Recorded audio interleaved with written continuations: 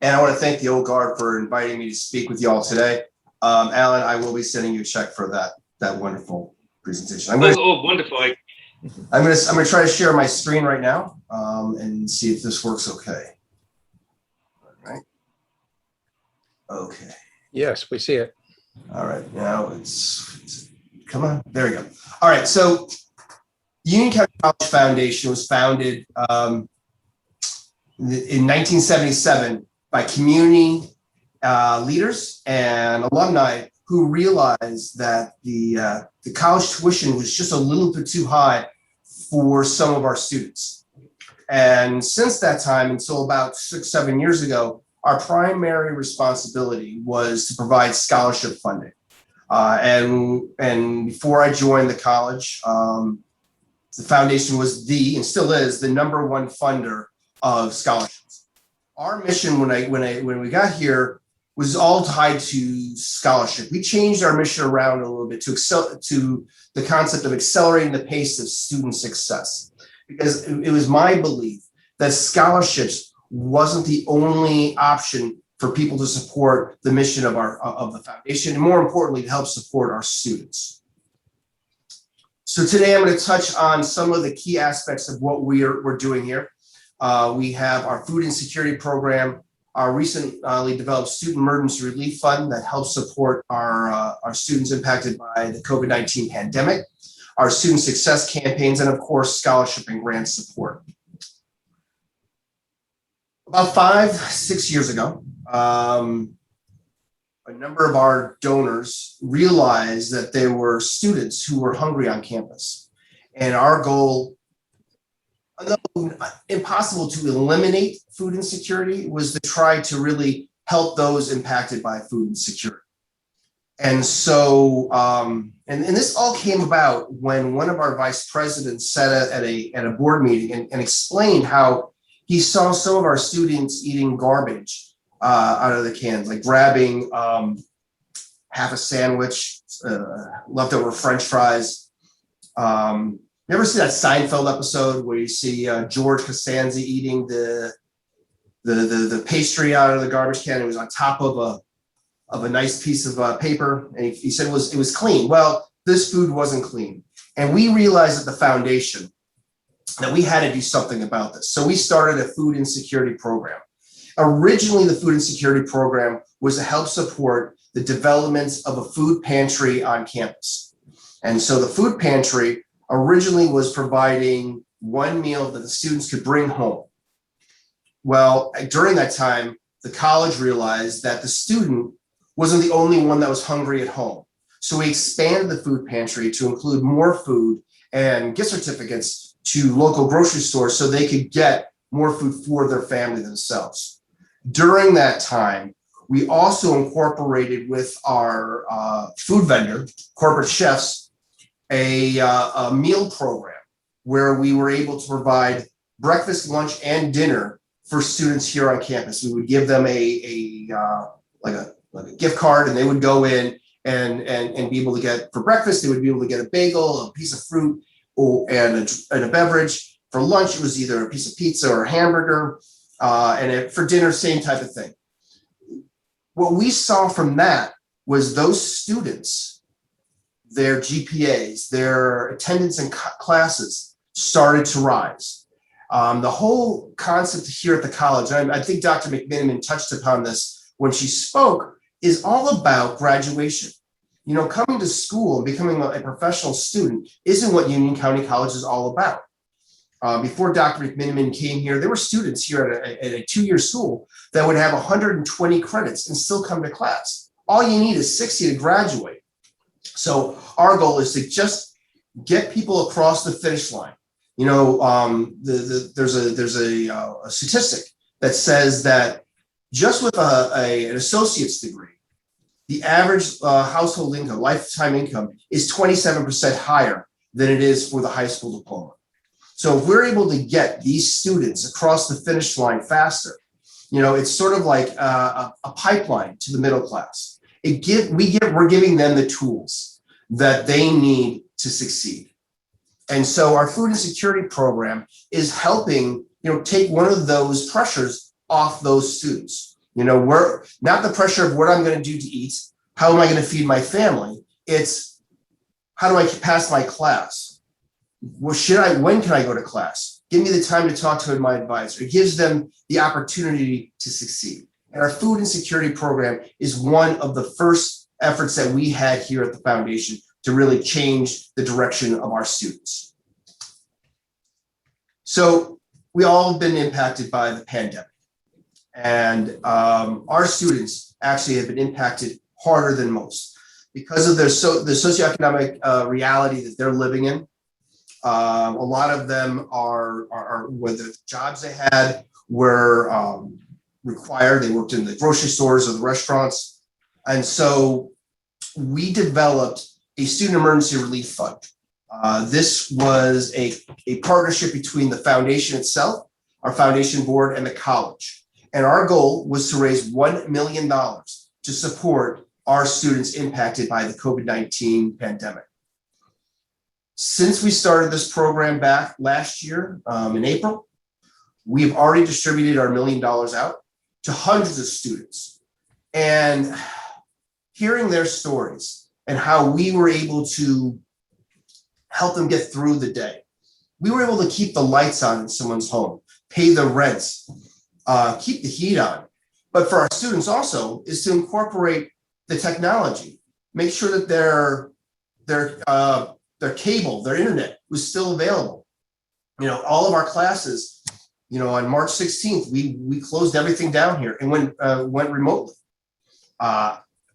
A lot of our students didn't have laptops, didn't have computers. The college purchased 1,600 laptops and gave them out to students. And we were right there. Going back to our food insecurity program, we provided the bags from the food pantry and distribute them out to students. They would come in and grab the stuff and then leave.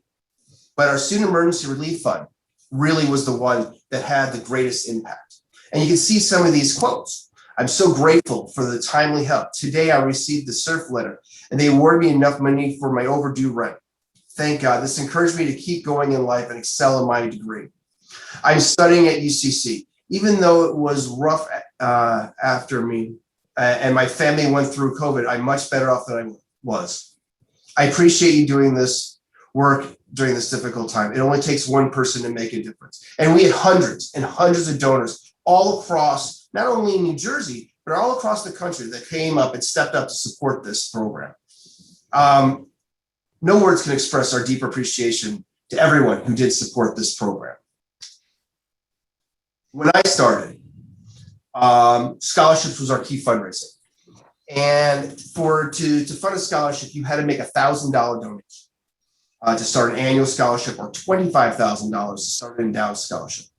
I realized from my past work when I worked for the Juvenile Diabetes Research Foundation, a lot of our donations came in the $10 and $15 and $100 donations during our walk programs or galas or some of those programs. And I realized that people wanted to support the mission of our foundation, but couldn't make that $1,000 commitment. So we developed our student success initiatives, and they are the Close the Gap, Inspire the Future, Operation Graduation, and our STEM Revolution. We launched Close the Gap first. Our Close the Gap program started primarily to impact our African-American students. About 7 years ago, the college developed an intrusive counseling program to try to increase the overall graduation rates of our students. Our graduation rates when they started were like 6.9%. And the first year they did it with 10%, the next year went up to 15%. But they started digging down into the numbers and they realized that the African-American students were plateauing and did not grow. And we developed a campaign called Close the Gap, and the college developed a program called Project Achievement that addressed this specific need. And since we launched this program and partnered with the college's Project Achievement team, the graduation rates for African-American males went from 5% in 2016 to 27% this past year. We don't know what the graduation rates yet for this year because those come out in August. But we're anticipating that number will increase as well. And over the years, our Close the Gap program has funded not only scholarship and grants, but provided programming support for our project achievement team. Operation Graduation was the campaign that gives our foundation the flexibility to meet the ever-growing needs of our students. So our scholarships have a lot of specific criteria. For example, we have a scholarship for just Linden High School graduates with a 2.5 GPA. Operation Graduation, however, gives our financial aid team the flexibility to immediately meet the needs of our students. For example, if a student doesn't have enough money for a book, we can take the money out of Operation Graduation to pay for that book. If the student has a money that they owe and they can't register for classes, Operation Graduation has the money to meet that need so that they don't have to go through the scholarship application process, which can be a drawn-out process. Our STEM Revolution program is the fund that helps our STEM division. So 4 or 5 years ago, the college broke into different divisions, and the STEM division is the one that we identified as an area of support that really needed the most. And so not only are we funding equipment for the STEM division, we're providing services for them as well as scholarships for those students.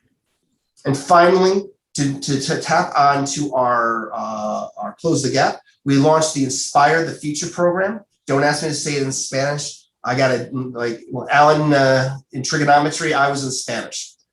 I got 1 year of freshman Spanish through, I got a D. That's all I needed to graduate. I was happy. Anyway, so we launched the Inspire the Future program. Union County College is one of New Jersey's largest Hispanic serving institutions. And we identified this as a way to help those students. It's also a way for us to partner with the Hispanic community to give back to their students.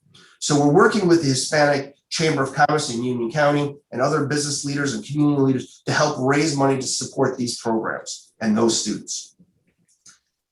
It has been a great success. And to mirroring our African American graduation rates, the Hispanic graduation rates have also grown exponentially over the last couple of years. I think we have threefolded over the last 5 years. But again, the most important aspect of the foundation is our scholarships. And we're not Harvard, we're not Yale, but we have the largest endowment of any community college in the state. 6-7 years ago, our endowment was about $15 million, which was large for a community college. Today, we sit at $24.5 million. Recently, we received a $2.7 million donation, the largest in our college's history, and one of the largest donations of a community college in the country. This donation is geared specifically to Linden graduates. But every year, for the last 6 or 7 years, we have funded over $1 million in scholarships support to our students. This past year, 1.1, making it the most we've ever given out. We have over 250 unique scholarships that are available in over 1,000 scholarships themselves. We awarded 30 new scholarships this year. And over the last 5 years, $5.5 million, making us the largest scholarship funder of any community college in the state. The most important thing that I want to talk about really is how it makes me feel. So I've been in nonprofit, as Alan said, for a few years. And I had been primarily working in the nonprofit health industry. When I first got out, I worked for the American Cancer Society, and then I went on to the MS Society, and then I was with the Kidney Foundation, and finally at JDRF, Juvenile Diabetes Research Foundation. All great organizations. When you make your donation for research, it is having a real impact. However, the return on your investment, the ability to see how your donor dollars are impacting the mission of the organization could take years, because as we all know, getting something through the pipeline of the FDA takes a long, long time. However, when you give your money to the Union County College Foundation, your donor investment in us, you can see immediately how you're changing a student's life. You know, Union County College is the only opportunity or the last opportunity for so many of our students. And our ability to get them from the day they walk on campus to graduation is an unbelievable feeling. Seeing 1,700, nearly 1,700 graduates this year going out into the community. And as I said, if they just stayed with that, they just changed their life forever. But most of our students after graduation go on to four-year institutions. And we have our American Honors Program that are sending hundreds of kids to Ivy League schools.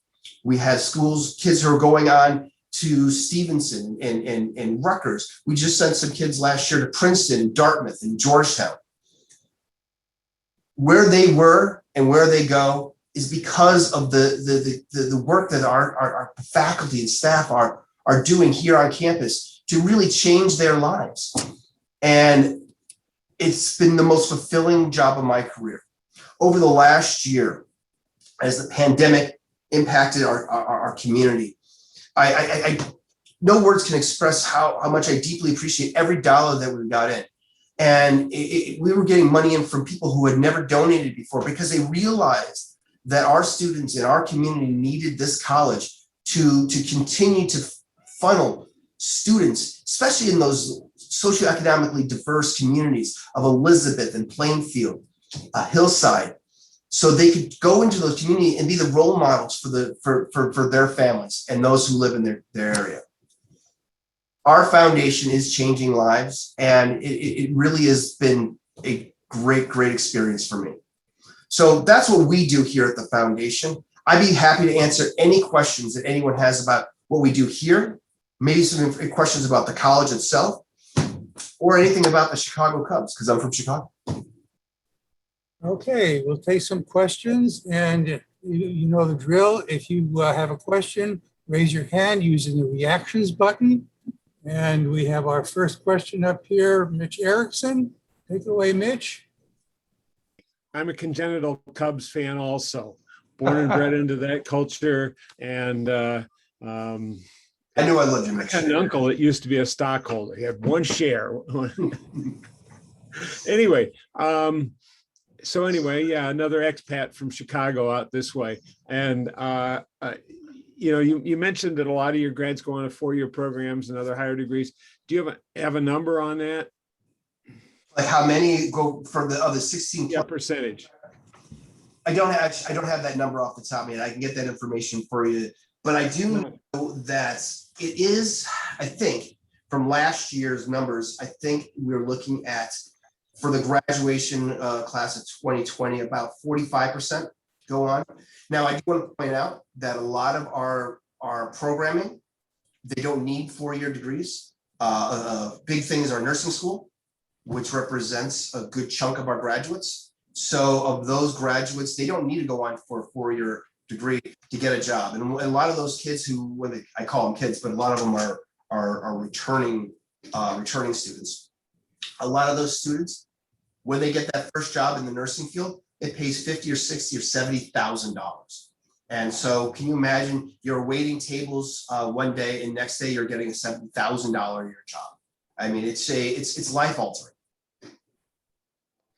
Thank you. And one other question, and this is somewhat cynical. You mentioned the need, the students' need for textbooks and other, smallish day-to-day expenses in order to keep them as students. Cynically, I'm just wondering, how many of these students are paying $7 every day for a Starbucks, and they just don't understand the personal financial priorities? Is that something you guys try and counsel, coach, mentor students on in terms of I can honestly tell you, Mitch, I can honestly tell you that I do not believe that the students who are in the greatest need are the ones that are getting the $7 Starbucks. Now, yes, I do see kids walking around campus with the $200 cell phones or whatever it is. But there are kids, and the ones that I know that our foundation, a lot of our foundations is helping, are the kids that wear the same shirt to school every day, that are wearing, they're the ones that roam around when we were on campus, roaming around the campus, so they didn't want to go home because there was nothing for them to be there for. That being said, there are definitely some kids that probably milk the system, like everything else. But I know that our financial aid team, our social workers, and our student development team all work hard to ensure that the minimal dollars that we have available to give out to students are going in the right place and going and supporting the students that are.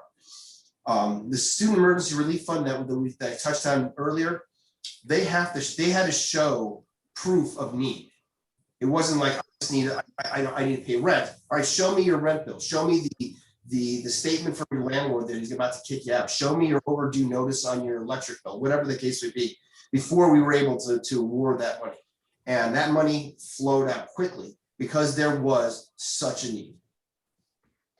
Thank you, Doug. And just to amplify one thing you said, yeah, there's a few students that milk the system, but hey, there's a few taxpayers that might milk the system, and there are a few other people. I mean, it's rampant in our culture, broader than the United States. But so the fact that you guys are putting the brakes on the most egregious abuses is great, and the fact that a couple slipped through, oh well. Anyway, I'm going to yield the floor, and looks like Joel, go ahead and call on him. Mort O'Shea. Hi, Doug. Great presentation. I appreciate Thank you. it. When Dr. McMenamin was here, she gave me the impression that she didn't need contributions to the fund. Are you suggesting that that was a wrong impression I took from her talk? Well, Dr. McMenamin spoke, when did she speak? I don't remember off the top of my head. Several months ago. Several months ago, yeah. As you know, as everything changes, and the foundation is always in need of funds. So the Student Emergency Relief Fund is now empty. We are meeting the needs of our students through other funds right now, but I truly believe, even though, knock on wood, we have the vaccines and it looks like the pandemic is starting to learn a little bit, and I think you would probably all agree with me that the economic impact, especially those who are at the lower socioeconomically level in our communities, will be, I think the economic impact will be felt for them for a while. I don't think they're going to bounce back as well and as quickly. So their need is going to be greater.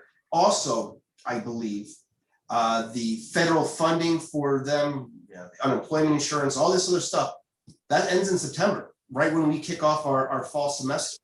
So there's a quick and immediate shortage of cash coming into a lot of these families. So Dr. McMenamin is right. At the point when she said that we didn't need it, we spent, when she probably spoke in February, we probably had $300,000 or $400,000 in that account. It's gone. Okay, thank you very much. Yep. Bill Tittle. Thank you very much. Wonderful presentation. I've heard about general reduction, significant reduction in community college enrollments because of this pandemic and everything. And so I assume that the foundation is a real deterrent for that general national trend.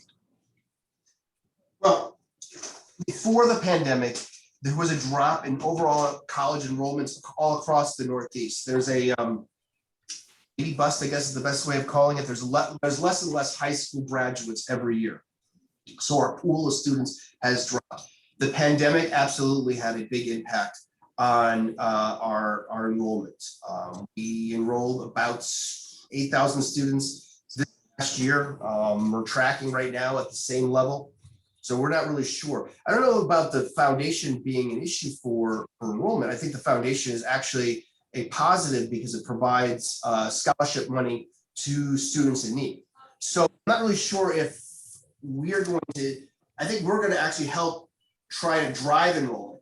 And a good example of this would be that $2.17 million donation that we received. We're going to be able to go in the city of Linden and say, listen, students of Linden, you can come to Union County College almost for free now because, or at least get a scholarship because we have this huge endowment which will pay 5% annually in perpetuity.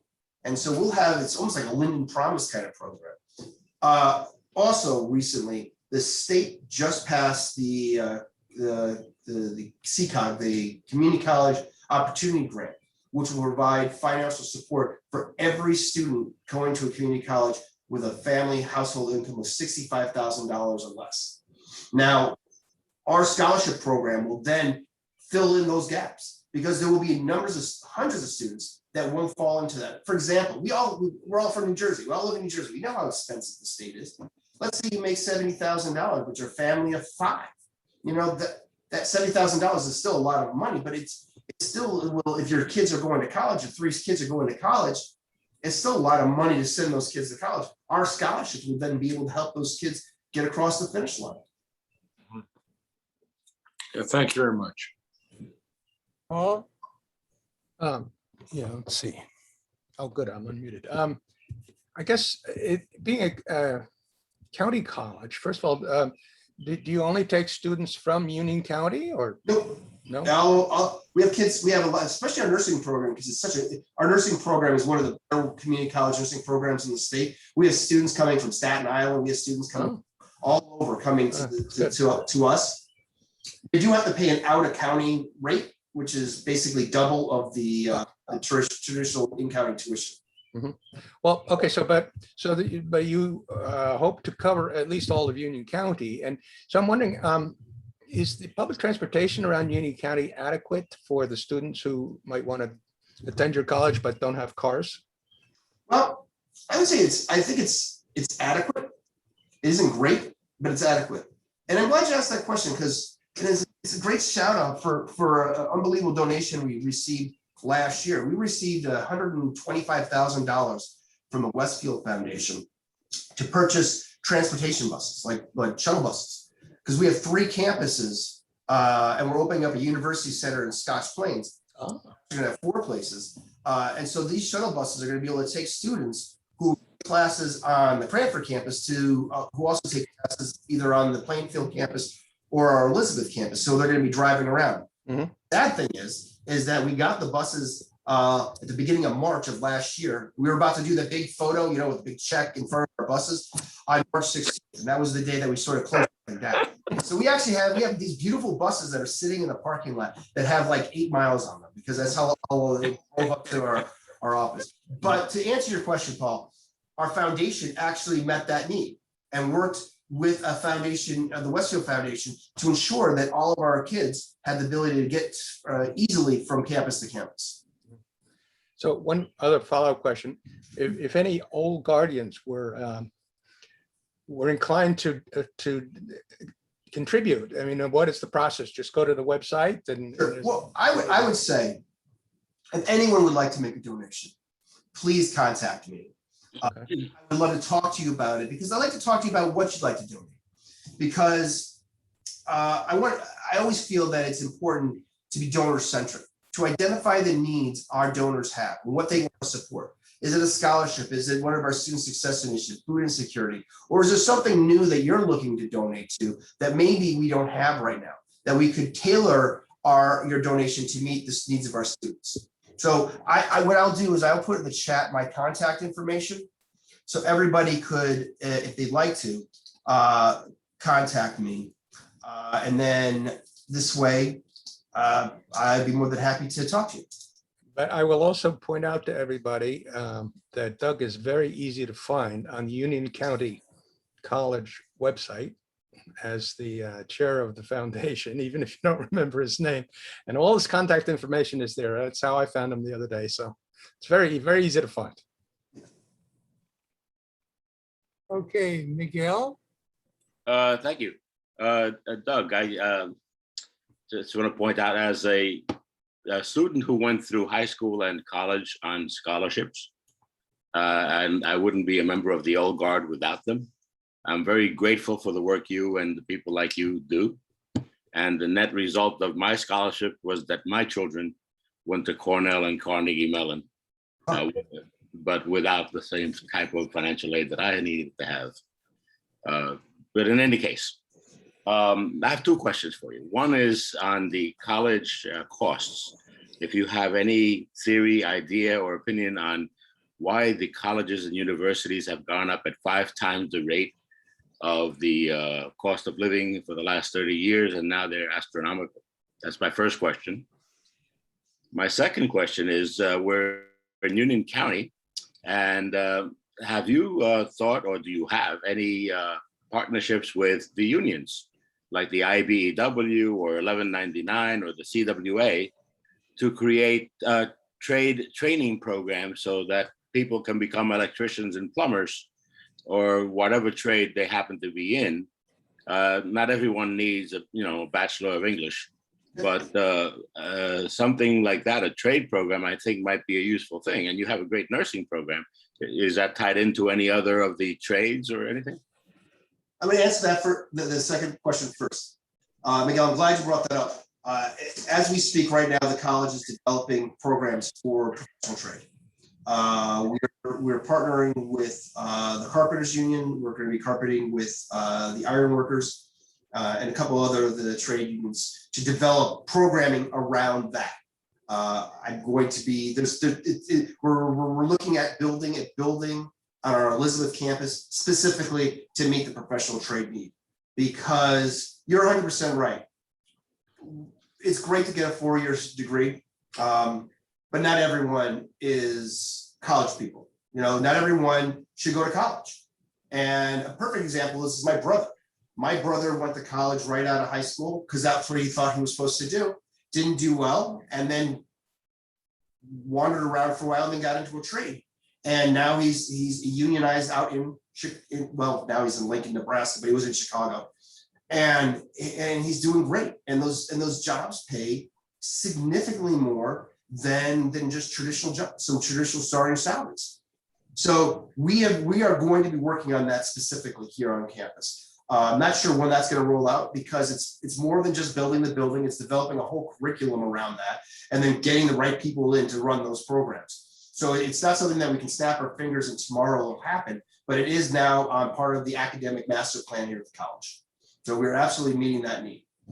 To meet your second question, I have no idea. I don't know why tuitions exploded at colleges. And I have 2 kids in school right now, and I wish they were not exploding. But I know that some of these schools are trying to offset some of their operational costs to try to attract more students, identifying the same thing that we see here on campus of the dropping number of high school graduates, especially in the Northeast, that they have to do more to attract students to come to their school. So they're building these unbelievably great student services buildings, rock climbing walls, and all these other things to try to attract students. There's built-in labor costs that just are skyrocketing, tenured professors and stuff along those lines that that their salaries are high. But that's just a fraction of the cost. I can't tell you why things have exploded in costs over the last 30 years over inflation. You're 100% right, and it's something that I'm not sure what can be done about it. However, I'm going to talk about here at Union County College. We have frozen our tuition for a number of years. We've had to raise it recently, but we raised it by a couple $100. It wasn't like thousands of dollars. So again, community college, what we do here at the community college is we actually did a study on it, and comparing, if you do your 2 years here at Union and then you do 2 years at a private institution, you're saving $140,000. What is the standard tuition if you were to Here pay? at Union for in-county, standard tuition is about $5,200 a year. It's great. Yeah. Oh yeah. As one of our board members in the foundations used to call Union County is a hidden gem. And we have to try the feeling of of high school kids coming here and being looked down upon by their peers. My kids, and I tried convincing them to come here for 2 years, and they didn't want to do it because they didn't want to go to high school that day when everyone takes off their sweaters or sweatshirts of the school they're going and wearing something that says a community college on it. Even though the education here is as good or better than a lot of four-year institutions, they feel they feel shy. We got to end the stigma of community college. And by us sharing this with you, talking to you about what we do here is a way of developing it. Because I think each and every one of you probably know that the importance of community colleges. And if I could have redone it when I was in school, I would have done it because I graduated college in 91 with $30,000 in student loans. And that was in 91.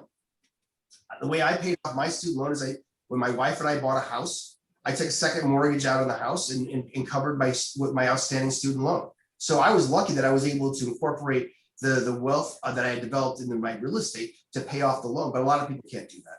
And there's kids who are graduating with tens of thousands and hundreds of thousands of dollars in loans, which is crazy. I'm not sure if I answered your question directly, but No, thank you. And good luck with those trade programs. I think. thank you very much. Happy Sen. Community colleges are colleges, and this country needs more workers who can work with their hand and produce things. Now, is there any way of integrating the professional, like carpenter and things like that program in the college's curriculum so that they will be productive as soon as they finish their college? Absolutely. So to touch on what I was saying with Miguel, the college is developing trade programs here, but they're not going to be tomorrow. They're going to be probably in a year or two, because we have to build space for it, and we're looking at the Plainfield campus to develop that space out there. But yes, absolutely, we are moving in that direction to develop different types of trades so people can graduate here not only with an associate's degree, but also be able to get into a trade union or a different type of program. So there will be a passage to trade union there? Yes, our goal is to partner with a number of different trade unions so that they can get into those unions upon graduation. Thank you. And work in their apprentice program. We're also working with we're also trying to develop with the trade unions so that their apprenticeship programs that they already have counts as credits here at the college. And then they can work on their associate's degree as well. Okay, Rich Jager. Yeah, I'm very intrigued by the great things you said about the nursing program. And I'd like to get a little more color on that. Can you tell us how many years does it take? What kind of nursing degree do they get from Union County? And do some of them go on to become physician's assistants as well as nurses? I mean, and I think we have such a need. I think that's a great thing. So we thank Union County College for that. Well, nursing is actually a little more expensive than the traditional 4 years for tuition here because of the labs they have to take. So the general cost is about $3,000 or $4,000 more per year for in county. We partner with Trinitas and Muhlenberg JFK for the programs. It's usually the LPN program. A lot of those students, they do go on to get a 4-year degree after they've been working for a while. I'm not sure how many go on to become nurse practitioners, but there probably are some who identify that because nurse practitioners, the salary for them are pretty significant over just general nursing. So I would think they would some of the more promising or aggressive students will probably go into that field. But I don't have exactly how many do that. But I know for a fact that a lot of our students, they graduate and they get a job almost immediately because, like you said, Rich, there's a huge shortage of nurses. I think there was a study recently that said the United States is going to be about 2 million nurses short by the year 2022, which is next year. And New Jersey is actually at a higher rate of shortage than most states. There's more need for nurses here than almost anywhere else. Thank you. And I'm going to make a little shout out. If anyone's interested in making a scholarship, the nursing scholarships are the most important ones because they're the ones that are in the greatest need. Okay. Paul Tukey. Yeah, Doug, you were talking a few moments ago about the sort of the prestige factor. And what went through my mind as well, what you need, of course, is a football to field a football team. But that led me to a serious question. Are you able to offer any curricular activities? Oh, absolutely. So there's over 40, 50 clubs and organizations on campus. And our women's soccer team just competed in the national championships. They were actually held here in Union County on our home field. So there was teams from all over the country that came here, competed. Our women's basketball team competed in the national championships in, I think it was in Alabama this year or Arkansas. And they came in third. Last year, our women's soccer team came in second nationally, and our women's basketball team lost in the championships. We have actually an esports team here as well. I don't know if you're all familiar with esports. It's basically video gaming, which is becoming very popular on campus to develop esports teams. We have our Phi Theta Kappa Honor Society that sends students down to Trenton. We talked a little bit about our Project Achievement team for our African American students. They send kids all over the country to take a look at different programming. So yeah, we have a lot of different things here on campus. We have a Roy Smith Theater that runs before the pandemic. We had our drama club and our humanities division would put on a show in the fall, and they would do one in the spring, and the foundation would actually help support that through our Roy Smith Endowment for the Arts.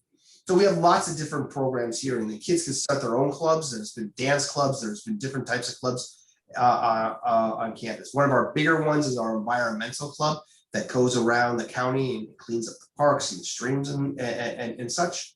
So yeah, we have a lot of different programs for our students. Very good. Okay, any further questions?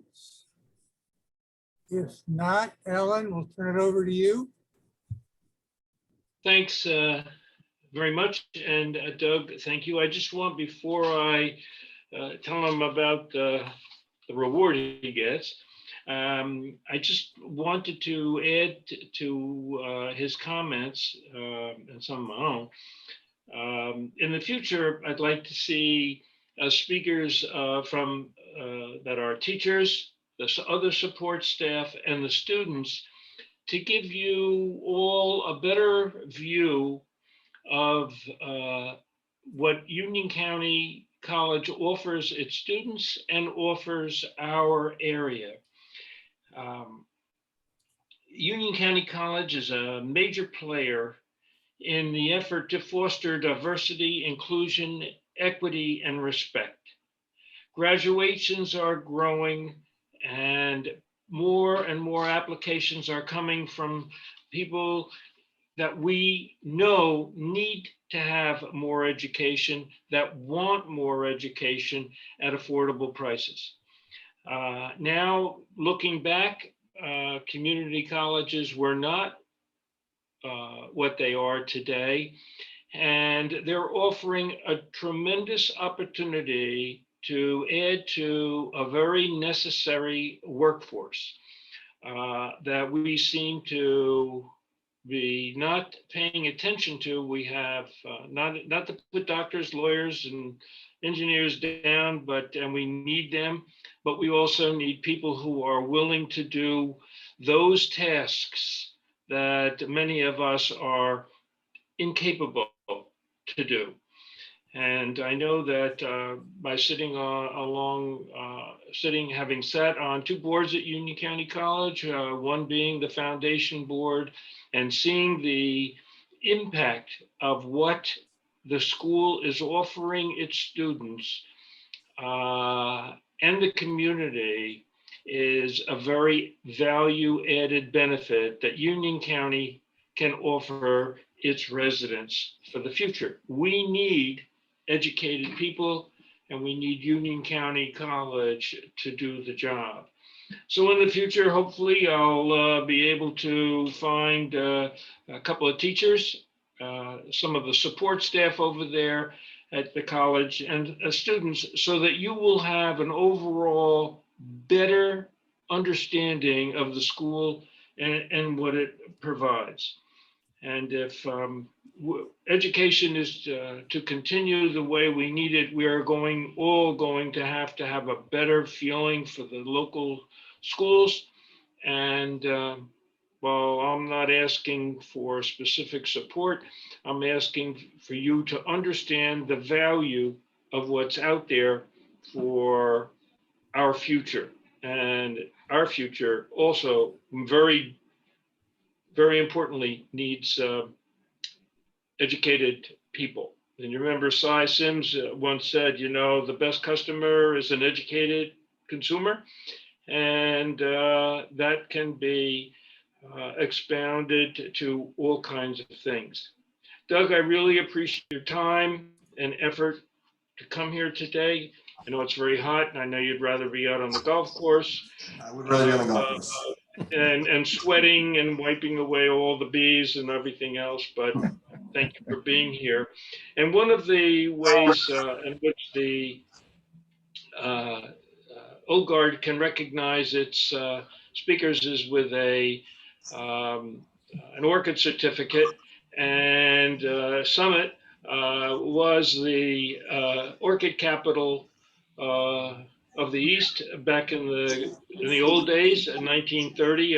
That's a little bit before my time, not much, but you know, I think they knew I was coming, so they wanted to have an orchid production here in the state. And also, I want to offer you the Old Guard salute. So if everybody will unmute and clap their hands, I certainly would appreciate it. And Doug, you will be seeing me soon. I just want to let everyone know, I just shared on the chat is a link to our scholarship reception. It's a half an hour. You can bypass what I say, it's not that important. However, towards the end is a run of listing of all the scholarships we have. But more importantly, we have 7 students who speak and share their experiences and the impact the scholarships have had on them. I invite anybody to watch it. It's only the whole video is only half an hour long. So if you'd like to take a look and see what it's like, hear from our students, as Alan had mentioned, I think it's a great way to see what the foundation, how the impact that we're having. And Dr. McMiniman's in it. She always does a great job. Yes, she's one of the best things that, aside from you. Oh yeah, well, You're right. At I'm number Union 2. County College. Thank you. Thanks, Doug. I just want to thank everyone for giving me the opportunity to speak to the Old Guard today. I really do appreciate it. The support that Alan has provided for our foundation is insurmountable. And we do appreciate everything that the whole community does to support our students. On that note, thank you very much. And I did leave my contact information just in case anyone has any questions. Says, oh, I should have asked Doug this, or he's crazy. I need to talk to him about that. Please don't hesitate to give me a call. Thank you. Okay, thank you, Alan, and thank you, Doug, for a great presentation and a great morning.